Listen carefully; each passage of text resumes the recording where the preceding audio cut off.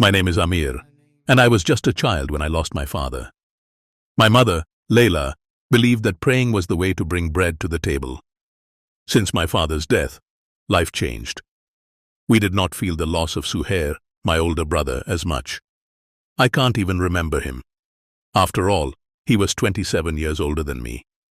They say my father, Jamil, was a very strong man who could guide a flock of 60 goats through the desert for months without sleep. When the Romans accused my brother of plotting against the empire, he was executed in the town square. He was the eldest of 13 siblings and the heir to my father's blessing. My grandparents say that my father became weak, old and sad from that day on, unable to prevent Suhair's execution despite all his influence. I will never understand why the Romans have to treat us this way, with blows to our arms, with swords pointing at our already bleeding bellies. I am so used to seeing them that I can't imagine what Ur would look like without the shine of their armor, which, reflecting the sun, dazzled my eyes since I was a child. Many times, instead of hating them, they inspired pity in me. How could life be without the company of their families? How would it be without having time to breathe the air of their homeland? Not the one they were born in, but the one they probably carry in their hearts. Now that I am the age my brother was when he died, I realize that there is a certain strength in me that I have not been able to explain. All my life I have been a shepherd of animals, not of friends, but sometimes I feel that I could destroy 10 Romans if I set my mind to it. Although killing goes against the sacred scriptures and the teachings of our Lord Jesus Christ, I know that if I did it for him, he would give me his approval. My arms are tired. The hard stone tears my fingers, leaving part of me in each one of them. Beautiful temples, cursed temples. My entire existence was reduced to that of a slave who works not for food or to obtain any possession, a slave who leaves life in a sigh. I prefer the softness of the fur of the tame animal, an animal that feels protected and comfortable with me. Several times I have thought of fleeing to other lands where human tyranny does not exist, where one can breathe deeply without having to account to anyone. I see people running through the streets when it rains. Apparently they are in a hurry to get home. I wonder, why not walk slowly when it rains? When it rains, no soldiers are seen in the streets. The rain is a gift from God that allows us to walk through the streets without any girl being raped, any old man being beaten, or any man being humiliated. I remember the day the Romans arrived in our village. It was a quiet morning, the sun barely peeking over the horizon, and the fresh air filled our lungs. Suddenly, the sound of horse hooves and the clatter of armor broke the peace. The Roman soldiers, with their relentless faces and gleaming swords, invaded our streets. People ran in terror, seeking refuge in their homes, but there was no safe place. The Romans showed no mercy. My mother took me by the hand and led me to a dark corner of our house. She held me tightly, whispering desperate prayers. I could feel her fear, her desperation. The screams of our neighbors echoed in my ears, and the smell of smoke and blood filled the air. It was at that moment that I understood the true nature of Roman oppression. Over time, I learned to live with constant fear. Each day was a struggle to survive, to maintain hope in the midst of darkness. My mother, despite her unwavering faith, grew weaker with each passing day. The loss of my father and brother had left her broken, and I, being just a child, could do nothing to ease her pain. As I grew older, I became a shepherd of animals. I found solace in the company of my goats and sheep, in the tranquility of the fields. But I always carried with me the weight of Roman oppression, the memory of the brutality I had witnessed. I dreamed of a world where I could be free, where I wouldn't have to fear for my life or that of my loved ones. One day, while tending my flock, I met a man named Elias. He was a traveler, a wise man who had journeyed through many lands. He spoke to me of distant places where people lived in peace, where there was no oppression or tyranny. His words ignited a spark of hope in my heart. I decided that one day I would leave behind my life of slavery and seek that place of freedom. Years passed, and my determination grew. I knew it wouldn't be easy, that the road would be full of dangers and challenges, but I was willing to risk everything for the chance to live a free life. One day, as the rain softly fell over the village, I made my decision. I bid farewell to my mother, promising her that one day I would return for her. With a heart full of hope and an indomitable spirit, I embarked on my journey into the unknown.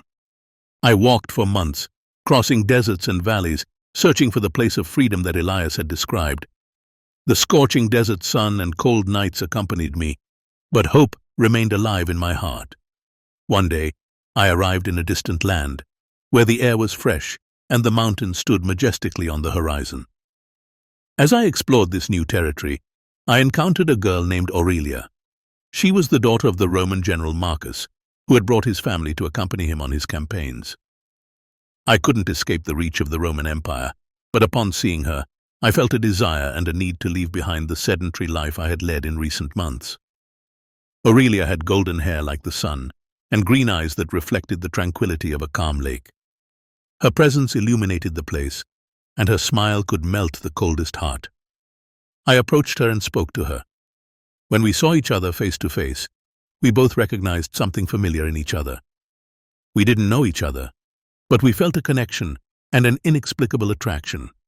Her eyes reflected a mix of curiosity and melancholy, and I was deeply moved. We spent days meeting in secret, sharing stories and dreams under the shade of the trees. Each encounter was a breath of fresh air in the storm of our lives.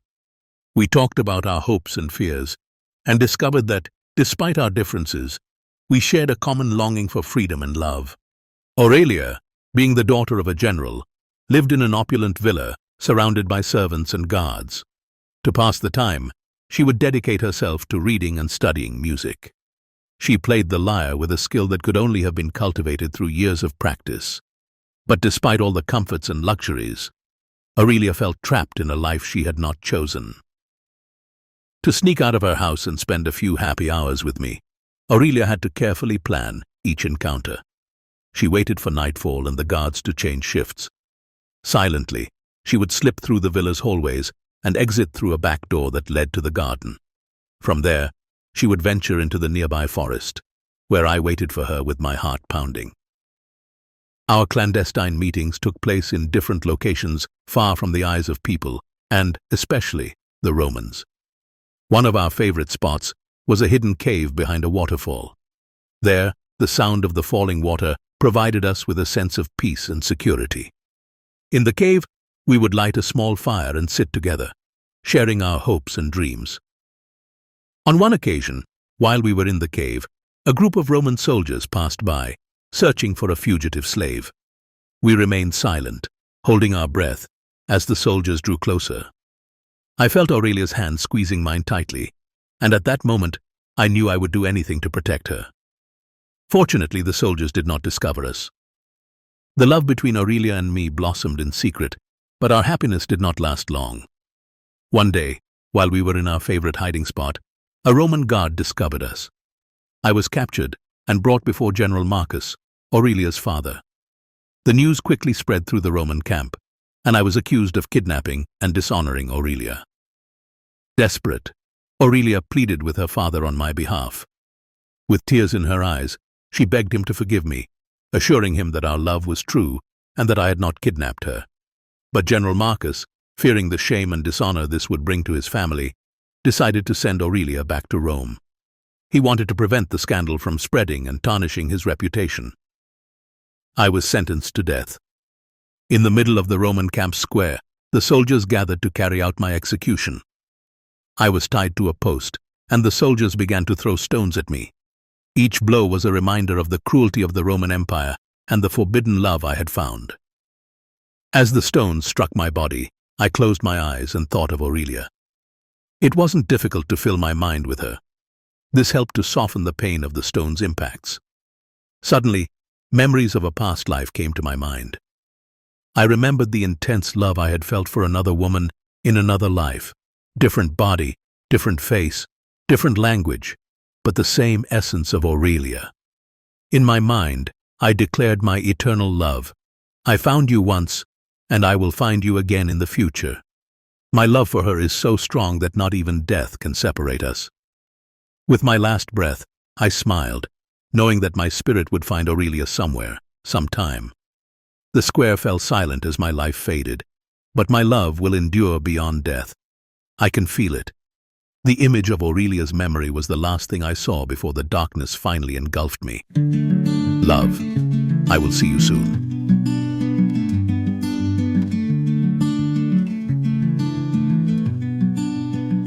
My name is Amir, a child when my father died.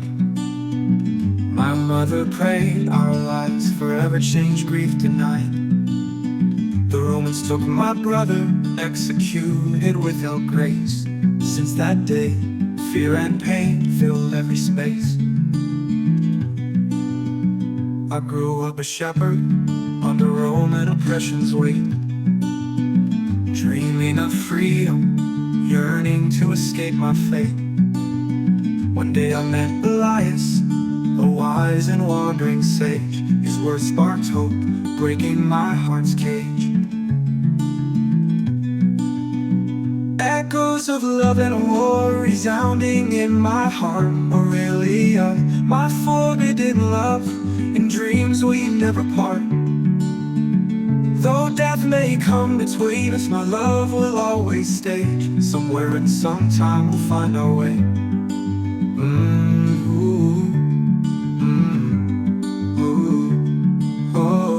I walk through deserts and valleys seeking liberty, reach distant lands where I found my destiny. Aurelia, the general's daughter, with emerald eyes so bright, her smile lit up my world, banishing the night. We met in secret shadows beneath the forest trees, sharing dreams and fears, our love a gentle breeze. But happiness was fleeting, fate tore us apart.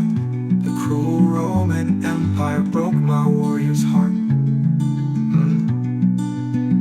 Echoes of love and war resounding in my heart. Aurelia, my forbidden love, in dreams we never part. Though death may come between us, my love will always stay. Somewhere and sometime we'll find our way.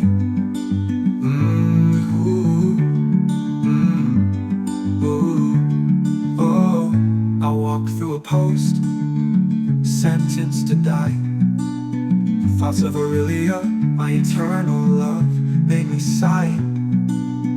With every stone's impact, her memory embraced me tight. In my mind, I vowed to find her in another life. Echoes of love and war resounding in my heart. Aurelia, my forbidden love, in dreams we never part. Though death may come between us, my love will always stay. Somewhere and sometime we'll find our way.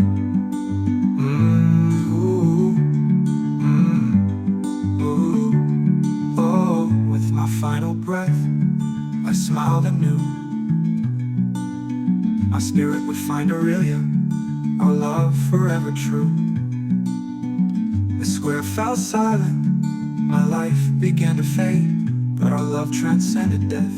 In the future I will love her again.